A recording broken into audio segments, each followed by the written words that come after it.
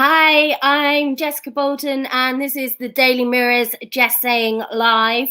I am joined today by super producer, performer, songwriter, all-round triple threat, who's worked with the likes of Emily Sondé, Leona Lewis, Cheryl, Rihanna, and a little person you might know called Beyonce. So he's already a triple threat. He's now adding an extra string to his bow. It is, of course, Naughty Boy. Thank you for joining me. Hi, how you doing? I'm good, thank you. And elephant in the room first. You're somewhere nice and sunny at the moment, aren't you? Come on, tell us if you're jealous. I am, and I don't want to make anyone jealous, but I'm only with one of the artists I work with, called JK, and he was performing a song I've done for his album. And it's the first time I've actually seen a live performance since the first lockdown, since Really? last March. Yeah. So it was nice to actually be watching a live show and watching one of my songs being performed as well. So that was nice.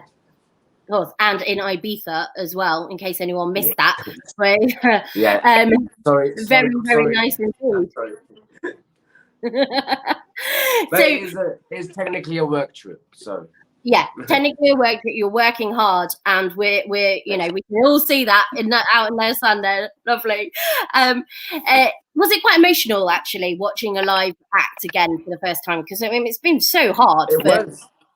It was, but at the same time, you could see that it's not going to be instantly back to how it was. Like, obviously, with the masks and the seating and everything, I think as much as they can make it work and still be safe, I think they're doing it the right way. So I think it'll be a little while before we're back to exactly how it was. But it was nice and it was emotional, 100%. Oh, I bet. And I'm talking today because you're doing this other new project, which is for people that don't know about your other secret passion, which is in the kitchen. It might be quite a surprise because you are joining the new ITV One show, Cooking with the Stars, that starts next week. I was quite surprised to see you on this, but then I know that you love all cooking and everything like that, being in the kitchen. So it looks like a great show. First of all, tell us a little bit about it. What happens? Okay. I mean, I've never done a TV show where this is like 6 weeks, 6 episodes, and so this was my first time entering that realm, and because it was food as well, it was so easy. It was easier for me to go into it because I cook at home pretty much every day because my mum lives with me and my mum's carer as well, and so since my mum stopped cooking 4 years ago, and she hasn't really cooked since. So that's when I started to learn how to cook. And to be honest, I think it was it was a coping mechanism for me as well because my mum was the chef. She used to cook every day. She used to send me meals in a taxi, and when she wasn't able to cook anymore, I feel like I needed to now learn how to cook for her and return the favor. So having a show like this, it was just perfect timing because all I've been doing for the last couple of years is perfecting my recipes at home. I do a keema shepherd's pie, which is my signature dish. So it's been fun just actually perfecting my own recipes and making my own spices and things like that. So when this TV show opportunity came up, I just felt like I'm ready to actually move up a notch as a chef and actually learn some skills that because I'm all self-taught. Even with music, I'm self-taught, and I think with cooking especially, it's good to know about certain techniques that could make cooking easier. Make it easier. And for anyone that doesn't know, your mum got diagnosed with dementia, didn't she? And you've been very vocal about helping and supporting in this and raising awareness of these causes.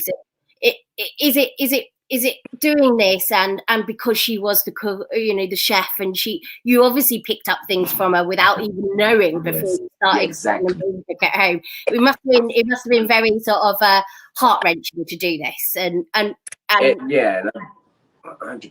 And I knew in my heart that I wanted mum to see me on TV cooking, because I cook nearly every day for her at home. It's just something, you know, because, you know, since mum's had the dementia, especially, when mum watches TV, all she wants to watch is cooking shows, because I feel like that's what that was her mission every day. What am I gonna cook today for the kids, or what am I gonna cook today for my dad? And I think because it was so important in her life, is like some days mum used to make 2 fresh meals, like, and different lunch, and then dinner would be different as well. So it was a big part of her life, and yeah, I just want to fill that void and cook like her. But obviously no one can cook like my mum, because that was a very but what I can do is, every time I cook, I ask my mum, is it like how you used to make it?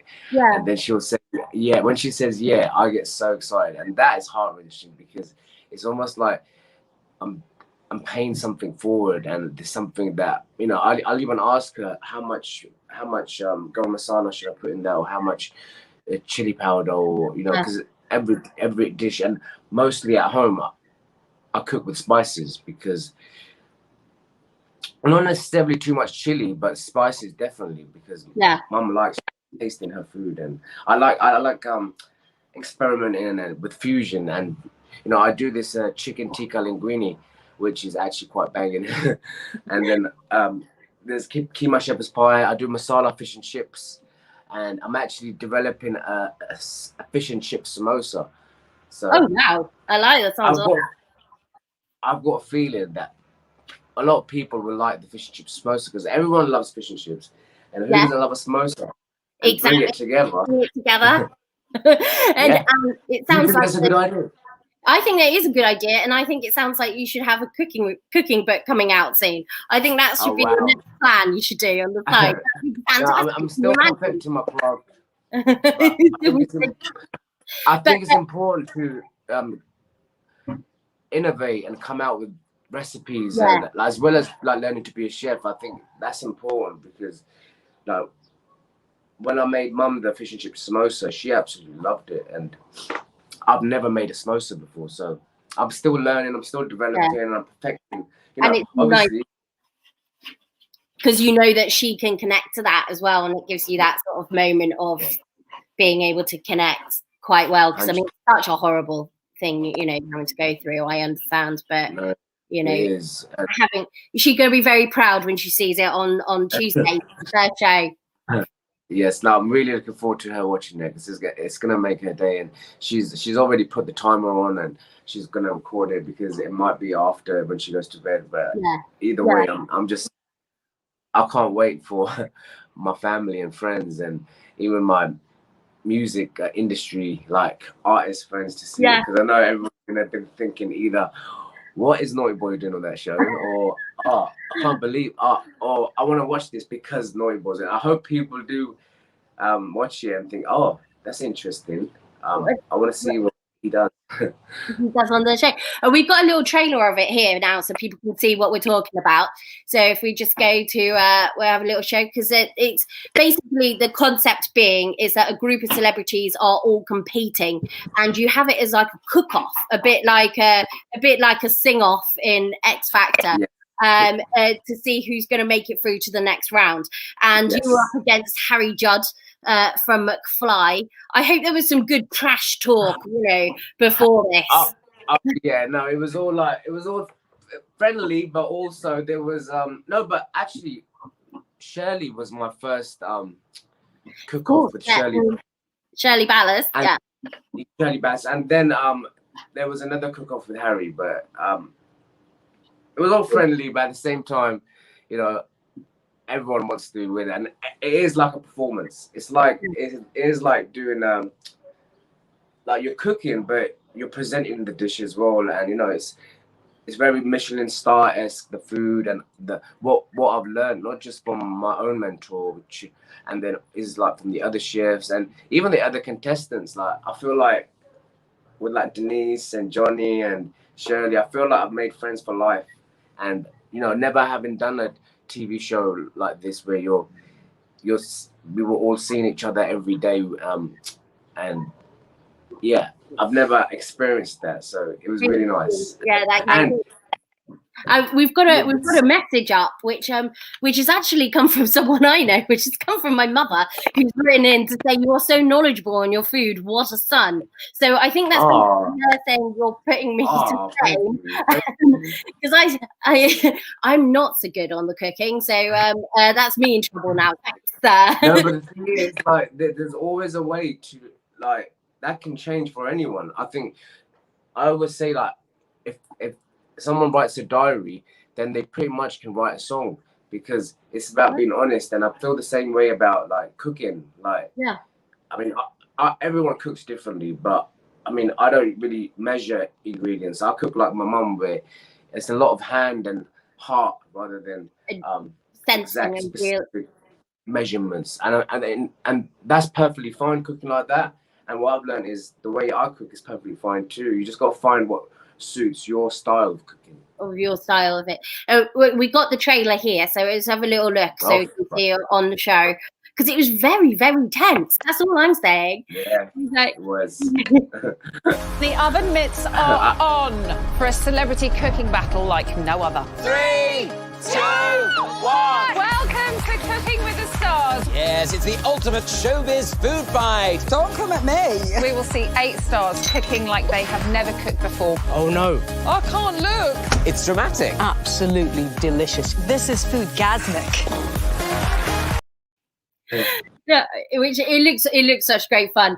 And I've been lucky enough to have a sort of sneak peek at the first episode, and that bit where you go, "Oh no," right?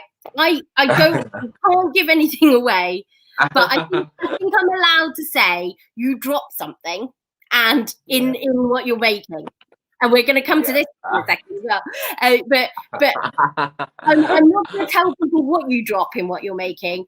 But I was very impressed. You didn't just try to pass it over. I would have just been like, "No one saw that. Can I get away with it?" No, and it's so intense when you're cooking in the studio compared to when we were rehearsing, because in the studio there's lights and there's more heat, so it definitely creates more tension. But it's nice also that to have like the other contestants sitting at the bar when 2 people are doing a cook-off, because you know, everyone's supporting everyone, and you know, our chefs are there as well. But the thing is, our chefs can't help us too much. Like, you know, you have the gong, and you get like, I think to it's explain to people, there's a gong that you can ring. So if you need help from your sort of, you've been given a chef who's sort of your advisor, and if you need help, you can ring the gong, but you can't overuse it. Yeah. No, and then it makes it more interesting as well. And then you start strategizing how you're going to use that. I think it's a minute or 2 minutes.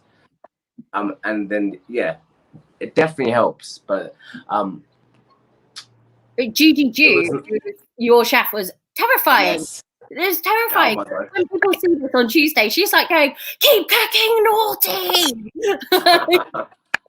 No, but you know what? She was a great mentor, but I think her being a bit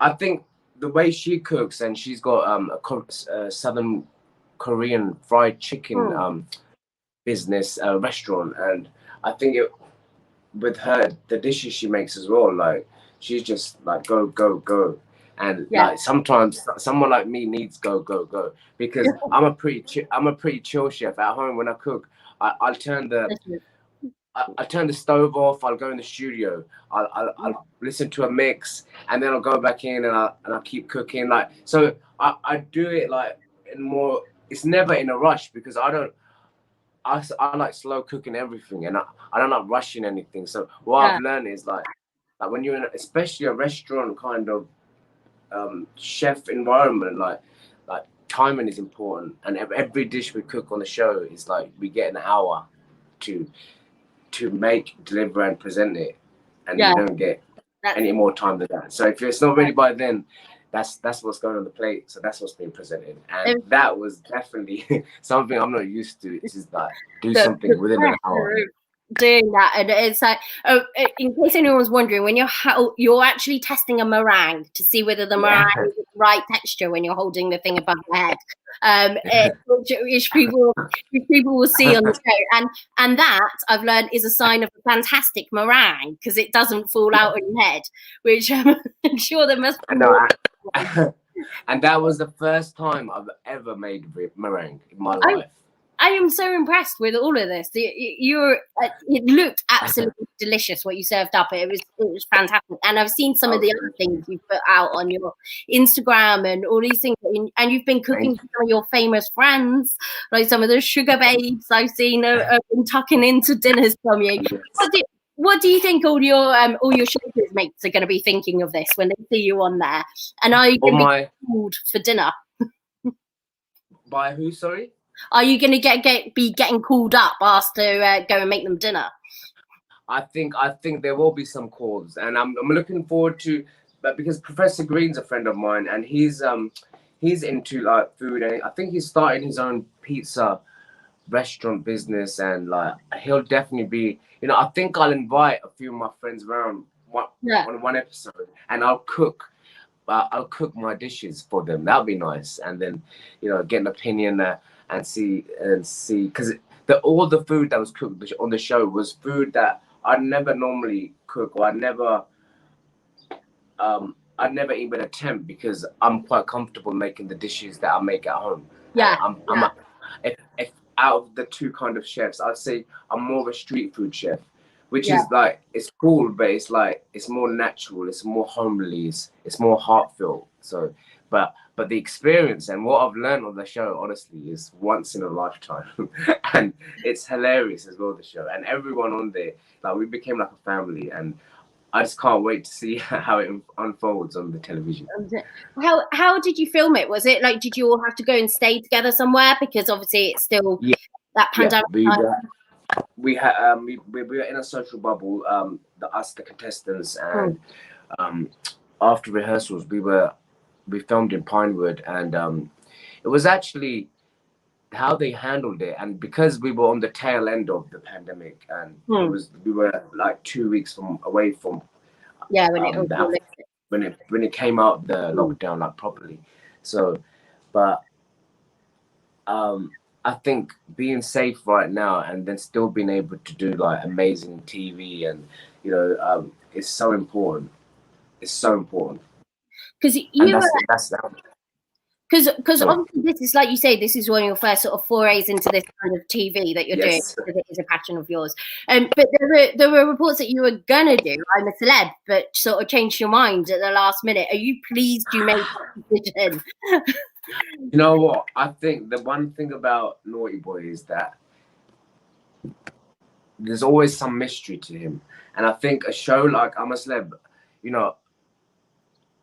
I wasn't able to do because my mum had a very important appointment for because I'm mum's primary carer, that she lives with me. I wasn't able to do it, but then at the same time, when I look back, I think that would have given too much of the mystery of Naughty Boy away. And with this show, I'm glad this is the first, especially ITV show, because I love ITV, and I've always wanted to be like on something with ITV, because X Factor, The Voice, and but it's interesting to start with something. No one's going to expect me to be. I don't think people expect me to be a home chef like I am. No. But it's good, because hopefully, ultimately, this can inspire others to think like. Because I didn't cook 3 years ago, and I'm not saying I'm in any way like the best chef, but the progress I've made, honestly, you just don't give up. And now I cook for people, and I get compliments, which is fantastic. And I think I'd love to cook for you one day, Jessica. Oh, I would love that. I'm vegetarian now, so probably that's gonna be a bit of a. No, I do. There's a vegan shepherd's pie as well. There's a vegan shepherd's pie, and Emily Sanders, she's vegan as well. So when I cook for her, I make like. Do you like okra? Yes. Yeah. Okra and chickpea plow rice. That's a good one for my vegetarian friends. I am loving this. I'm picking you up on this. I won't. As you can see, I'm trying to make you hungry. Exactly. No, obviously you and Emily Sunday, you've both had tremendous success and you've worked together so well over the years. I mean, what's the secret to that sort of friendship there? Because you've both had such phenomenal success. Do you know, it's chemistry, and you know, since Emily was the first singer I really worked with, and I helped with her first album, but I think the chemistry just was from the minute we met, and it's been there ever since. She's just finishing her new album, and I've done a few songs on there as well, and I'm really excited people to hear her new chapter. And also, this TV show, I think, is gonna open a new chapter for Naughty Boy as well, because the music I've got coming and the album I've got coming out, I don't think people realize this is my second album. Like, I've only ever had one album. I know. Yeah, I was going to ask you when about this album, because we've been waiting for it, but I know that you've been sort of working on it and changing it. Yes. And do you know what, Jessica?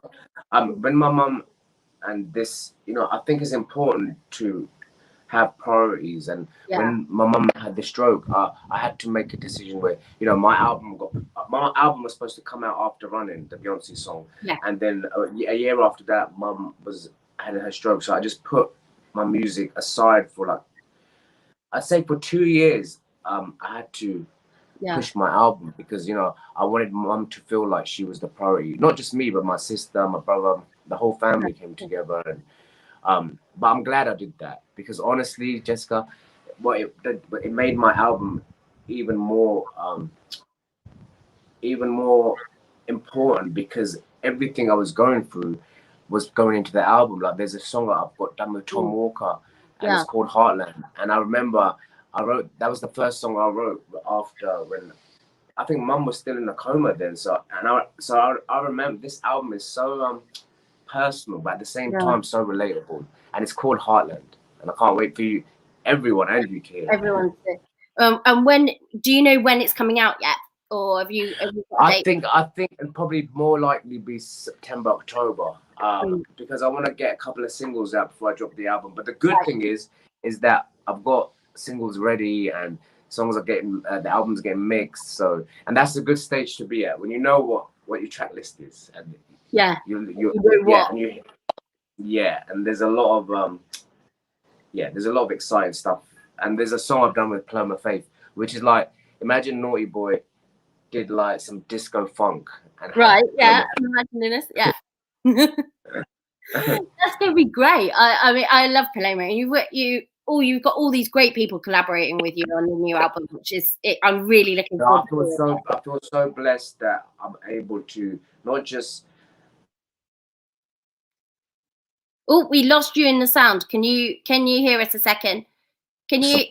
Oh, we got you back. We lost you for a second in the sound. I don't know what happened. Sorry, I was saying that I've been privileged enough to work with some of the greatest voices in the world, and I'm forever grateful for that, because I'm just a boy from Watford, innit?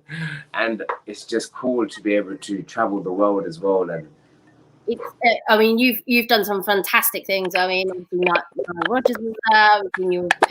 That was last year, just before the first lockdown. Nile Rogers had a writing camp in Abbey Road, and honestly, we've lost your picture. What's going on in Ibiza? We still got you there slightly. Bear with us, everybody. Sorry, it's slight across the waters technical hiccup there. A second. I think you'll be back in us in a second. If you give an audio a couple of seconds, we're just on the case, so just bear with us. Apologies for that. A bit of a technical problem across there. Not quite sure what that is. He's just coming back now, just having a little look on the side there. So in the meantime, I'll just tell you a little bit more about the show, because the other people on it are, of course, Denise Van Outen, who we love, Shirley Ballas. Half of them this week, half of them next. You're back. Thank you. Sorry about that. That's all right. These things, it's clearly some kind of sort of issue going on across somewhere that's happened. So I think it was the Wi-Fi, because I'm just on my balcony and I think sometimes it slips in and out. Yeah. And I shouldn't really say that I'm on my balcony because it is a beautiful balcony. It is a beautiful balcony. There's a lovely, beautiful, sunny view in the background. I'm imagining you having an afternoon, having a little swim in the sea. I'm very No, today, because today's a chill day, and I'm going back home tomorrow, so Yeah. I think we're gonna go on a yacht ride and just relax and have one day where it feels like I'm on holiday. Oh, that sounds nice. And you were talking about great people you worked with. Now, obviously, Beyonce, what was she like to work with? Beyonce, honestly, by far the hardest working artist that I've ever Really been able to work with. And you know, like, it's more of a testament to her. Like when she heard the original Running, Yeah. the song, she actually got my number from my record label and my manager, and then called me herself. And you wouldn't expect an artist of that stature to like call Naughty Boy directly, but that's why I respect her tenfold for that, because you know, we connected straight away, and we started talking about real human things. And you know, she's very real, very hardworking, and there's a reason why she's Beyonce. Like, she works really hard. She's worked really hard to be where she is, and I'm just I'm grateful that I got to have a song that featured Beyonce. Like, I still don't really get it, but honestly, no. But Running, that's one of the. There's a version of Running going on the album, like an acoustic version, and I think that's gonna be a lot of people's wedding song.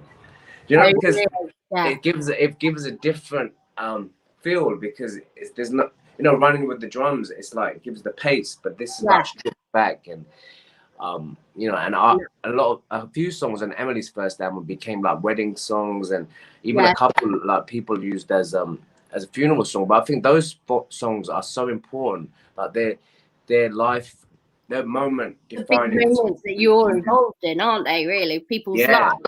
Yeah, exactly. Like, imagine having a song at someone's wedding.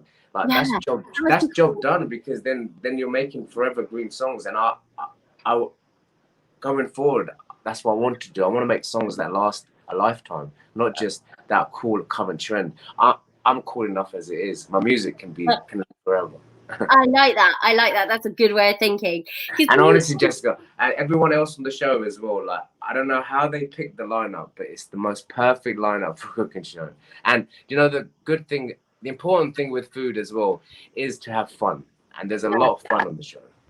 Have you and it looks like so much fun, and obviously there's some people in there that, you know, are musicians themselves. Was there anyone that you scoped out from the lineup that you might want to collaborate with in the future? Are we going to see a McFly Naughty Boy record? We had that conversation was had. Me and Harry are going to get together with the boys. Really? Their studio is not far from mine. In my main studio is in Ealing Film Studios, which is West London, and they're not too far. And me and Harry just like had so many good conversations about music and music industry, and like, yeah, I do think there is a McFly Naughty Boy collaboration on the cards. I like that. Watch it. Don't you think that's interesting? Like, McFly Naughty Boy, it's like, oh, there's something going on there. Yeah, that's a little bit of a mind boggler, that one. That really is. But other people. So if Harry's watching this, we need to get on the phone and set up a date. I like that. And obviously, you also previously worked with Britney. At one point, you were doing stuff with her as well, weren't you? No, I was. There was a song I was doing that she was gonna cut, but you know, I've been a Britney fan like since forever. But I think it's important for the artists themselves to be in a good place as well. You know, and it's so important, because you never know what someone's going through. And I'd love to cut a song with Britney, but I'm not sure if she's making music at the moment. But the minute she is, I'm there. That's what I was going to say. What do you think of everything she's been going through lately? With because obviously you had a few discussions with her around that time. You were hoping to be able to do it before, you know.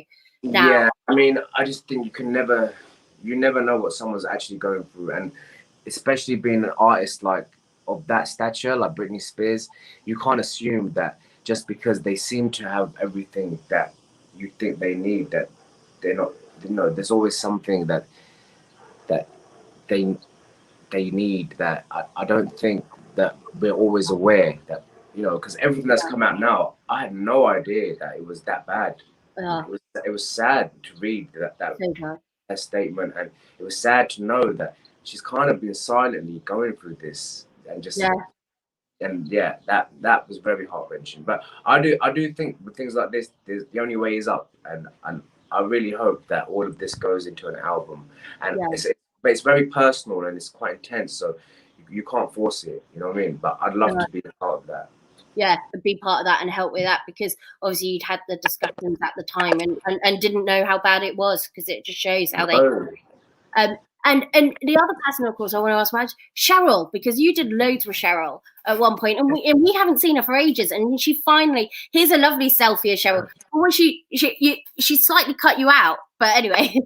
No, I wouldn't say cut me out. It's just no, I meant of the picture. Oh no, but I like it like that. That keeps the mystery. No, but I mean, I was just gonna say, are you planning to do anything with her soon? She sort of teased she's coming out of the woodwork a couple of weeks. I mean, we've made some songs, and I hope when she gets back into album mode again, that the world gets to hear. Like, there's a couple of songs that we've started. I would say they're nearly finished, but Cheryl's so like precious, and Cheryl and Nicola together, like that was like, for me, like I've been a Girls Aloud fan as well, and yeah, it's nice to see their chemistry as well, and they're like basically like sisters. They're so close and they look out for each other, and yeah, I'd love to get back in the studio again and finish. And also I write a lot with Nicola for other artists as well, and I love working with Nicola. She's a precious soul. And an excellent songwriter. She's done loads, hasn't she? People don't realise. I mean, sometimes people say, and obviously you did X Factor, the band. Yes. Is there any news on? I mean, we're taking a break from X Factor this year, but is there any news on when it's going to come back? And might you want to get involved with that again? Is there still a place for that kind of show on telly? I think there'll always be a place for a show like X Factor, and I do think like there's two sides of it. There's the real important side that, you know, so many dreams have come true from shows like X Factor. So many bands, like look at Leona Lewis, One Direction, Girls Aloud, and I just think like that having a break is only gonna make it more exciting when it returns. And I don't think people would ever not want to watch a show like X Factor, especially if it's still fun. Yeah. And I would do something like X Factor, but what I wouldn't want to do is like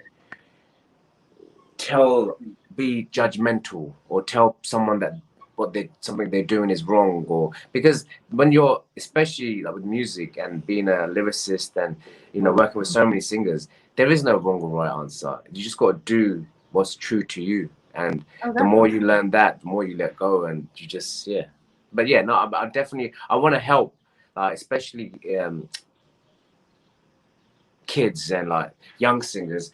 You know, I would love to boost up like confidence, because you find that the most talented people don't actually believe they're that talented, and it takes like guidance and development for them, that especially with confidence. And once they nail that and they know who they are, it's such a beautiful journey to be part of, especially when you are. And I pride myself on, like, I worked with Emily when no one knew who she was. Same with Sam Smith, Ella A, and you know, it's exciting for a producer to be part of someone's journey, and at the same time I became an artist myself, and that's quite rare, like having been a producer and an artist. Do you know what I mean? And a songwriter, you got all of that whole sort of, you know. Always there's you on Britain's Got Talent doing entertainment. Now I can add a Naughty Boy Kitchen to that, and exactly, you know, and to know like Naughty Boy Kitchen stemmed from like, it's always for my mum, from my mum. And my mum told me the other day that when I was I think I was a toddler, like 5, 6, I just used to stand in the corner of the kitchen and just watch her cook, but maybe subliminally, like things were stayed in my brain, because when you're that age, everything, you're soaking up everything. So and she says like, I cook the way I cook with my hands and my heart is the way she used to cook, but I never got lessons from her. I just remember certain things. I think in my yeah, you which is picked crazy. up, But, you and, know. and it's nice for it to come full circle now. And I really hope, as much as fun as this show is, I really hope that people think that if they don't cook at the moment and they want to learn to cook, that there's no reason they can't. They And can't do it. No. I hope it inspires, because when you see Shirley and like what an amazing some food she cooks, and for someone that doesn't really cook much, not before the show, like it's amazing to watch the turnaround and how turnaround of how well you can do it so well. Yeah, and me and Johnny Vegas became besties as well. Oh, I love that. I bet you had a great laugh with him. And Denise Van Elton as well. Like, love her. And Eddie, like, I've genuinely made like friends, and I can't wait to watch this show and see how it's gonna look. Oh yeah, I love it. I've got to ask about someone else that you were previously said you were going to collaborate with, and it didn't happen. But the diva that is the GC. The GC. With that, are you going to ever do the record with her, or is it not going to happen? Because no, the thing is, or not. I love the GC, and I know the GC loves the Naughty Boy as well. But I think. Just like the last couple of years, my focus has had to be shifted back into my album, because that it wasn't a priority for so long, and especially with the mum and the dementia, not being able, had to put everything back for 2 years. I think the focus went into my record, but I would never rule out a song with the GC. And the song that we did start feels like it was more of a Christmas song, so I would never say never, but it's just not the priority right now. But the GC's got a voice and a half. She has got a great voice, actually. Yeah. She really has. But it's something she's been passionate about. It's something she's been passionate about since she was a young girl. Yeah. I don't think people know that. No, they see her as this sort of almost caricature GC, don't they? And I'd be remiss if I didn't mention another fan of yours, which is Prince Charles, because you've done loads with the Prince, because it was the Prince's Trust you got a grant with way back in 2005, didn't you? Yeah. The same year, I must quickly add, when you did a certain program called Deal or No Deal, which I believe funded your studio. That was the first TV show I've ever done. So Cooking with the Stars, look, Deal or No Deal to Cooking with the Stars, like mad transition, and everything that happened in between, like this is really full circle. Bless! Look at that! Look at that!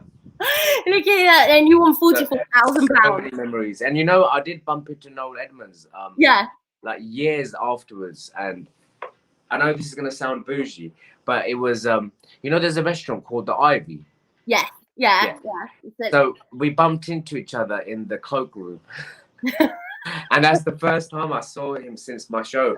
And you know what he said to me? He said, "You're one of the only contestants that stayed true to his word." Because I remember saying on the show, I'm going to use the money to build a studio. Yeah. And I wanna be a producer, a music producer. And he remembered that. So it was nice that, and I think I won £44,000. But how like money ultimately gives you moments of freedom. And I knew if I built a studio and I got a car and I gave my mum and dad money and I ticked certain boxes, and then I'll just hopefully make some more money. So you've got to keep the faith and the belief. You've got to keep that. And like we said, Prince Charles, Camilla, you do a lot with the British Asian Trust and Prince's Trust. British Asian Trust and the Prince's Trust. I mean, look, they helped me at a time when I didn't think like people like creatives like me could get like financial support for just something I'm passionate about, and for the Prince's Trust to give me that loan at the time, and then what's weird is that I used money from the Deal or No Deal win to pay back that loan, so it was all connected. And I'll forever be grateful for the Prince, and just not just me but the trust and how it gives, because that gave me confidence as well as it gave me like the funds that I needed, but that confidence, that knowing that someone believes in you, and you don't get that from your local community. Because even though I made music, I never really spoke about it. I didn't tell anyone. I was like, but I need to do this. How do I do this? I've got these ideas are here. Yeah. Like, I But make you music. make them. I started making music there first, and then after Dylan O'Deal and meeting Emily's, it was just It just all went from there, which is fantastic. It just went. And you've done so much for Prince Charles over the time. Have you ever heard him sing? And do you think that he might have some talent that you could produce maybe one day? I would like to think that he writes, and I think like I don't know if he writes poetry or if he writes like literature, but I get that feeling that He like does. a writer's energy, like songwriter. But one thing I love about him is how he says my name. Yes. Yeah, Awesome. he says naughty boy. I'm glad you did it because I couldn't try and do that impression. No, but it's probably the worst impression. But I just love how he says my name. Oh, it is brilliant. I'm sure him and Camilla will be watching as well when they see you on Tuesday. And I'm almost feeling like there's a chain of restaurants and a cookbook that could be coming out. So we never know. I just want it to be a natural journey and not forced. And Naughty Boy Kitchen, will eventually come to a town near you. But I think my signature dish will start with is the keema shepherd's pie, because trust me, and Jessica, I'll make it for you as well. But I love it. I can't. I can't even. I want it right now, but I'm in Ibiza and I can't. So. But next time when I'm back, and you should get the team round.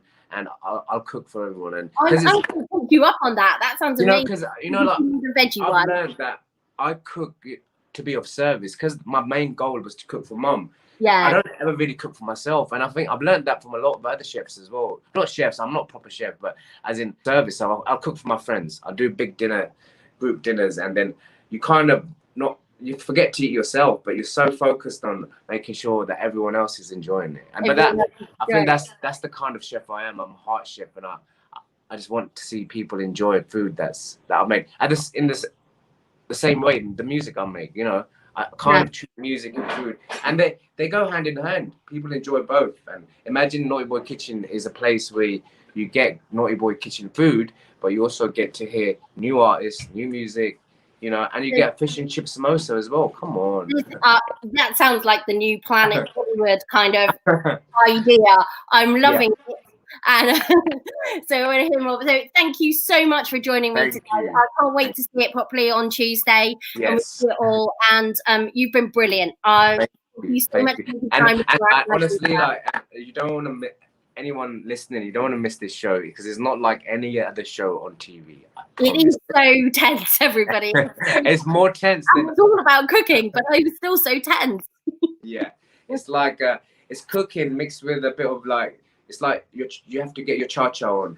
Is that basically. Exactly. Well, thank you so much for joining me. It's been brilliant chatting to you, and have a lovely afternoon out in the sun. Oh, thank you. And sending love to everyone. Thank you for tuning in, and see you on Tuesday.